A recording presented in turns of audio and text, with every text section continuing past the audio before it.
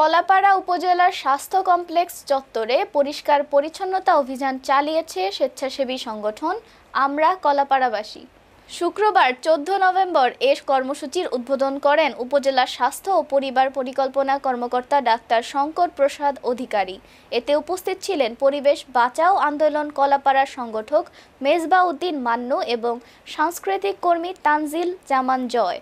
অভিযানে আমরা কলাপাড়াবাসী সংগঠনের প্রায় 50 জন সদস্য অংশ নেন। হাসপাতালের ড্রেনে জমে থাকা ময়লা, বিভিন্ন ওয়ার্ড, বারান্দা এবং পুরো হাসপাতাল এলাকা পরিষ্কার পরিচ্ছন্ন করা হয়।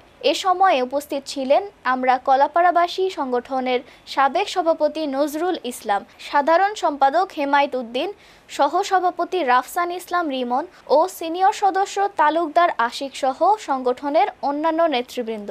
যেভাবে আমাদেরকে কাঁপাচ্ছে সেটি আসলে একটা উদ্বেগের এবং উৎকণ্ঠার খবর, এবং এই ময়লা আবর্জনা এটি আসলে তো হাসপাতাল কর্তৃপক্ষ যেমন উদাসীনতার পরিচয় দিয়েছে। আহ্বান করব হাসপাতাল কর্তৃপক্ষের কাছে যে এই যে ক্লিনিক্যাল যে বজ্রটা রয়েছে, যেমন সিরিঞ্জ হোক, স্যালাইনের প্যাকেট হোক, এটা ড্রেনে প্রচুর পরিমাণে পাওয়া যাচ্ছে, এই পরিষ্কার করতে এগুলো পাওয়া যাচ্ছে। তো আমি আহ্বান করব তাদেরকে যেন এই জিনিসগুলো তারা একটু খেয়াল রাখে।